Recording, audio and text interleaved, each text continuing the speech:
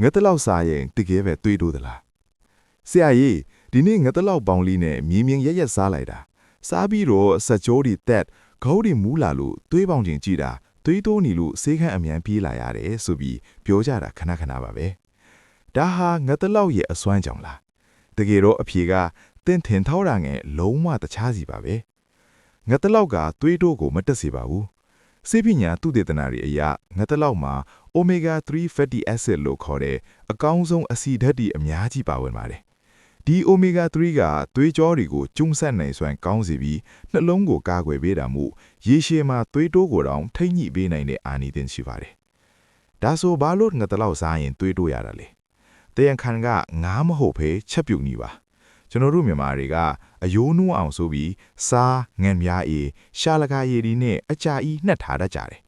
ပြီးတော့အထားကန်အောင်စီအများကြီးနဲ့စီပြန်ချက်ကြတယ်အဲ့ဒီအငံဓာတ်တွေကငါးအထားတဲ့စိတ်ဝင်သွားပြီးသွေးပေါင်ကိုချက်ချင်းထိုးတက်စေတာပါ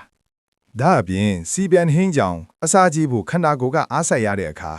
ခေါင်းမူပြီးထိုင်းဝိုင်းလေးလံလာတာဖြစ်ပါတယ်တွေးတိုးသမားတွေငတ်တလောက်စားခြင်းဘယ်လိုစားမလဲတိတ်အငံလျှော့ပါကိုယ်တိုင်ချက်ရင်စားနိုင်ငပြားတွေကိုအတတ်နိုင်ဆုံးလျှော့ပါ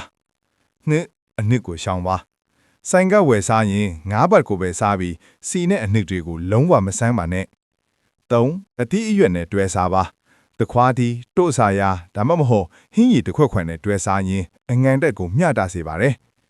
အနှစ်ချုပ်ပြောရရင်ငတ်တလောက်ကကျမ်းမာရည်နဲ့ညီညွတ်ပါတယ်ဒါပေမဲ့အငံနဲ့စီကိုတော့တတိထားကြပါခင်ဗျာ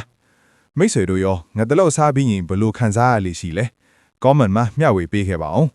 ကျမ်းမာရေးဗဟုသုတတွေအတွက် Arogen ကို follow လုပ်ထားနော်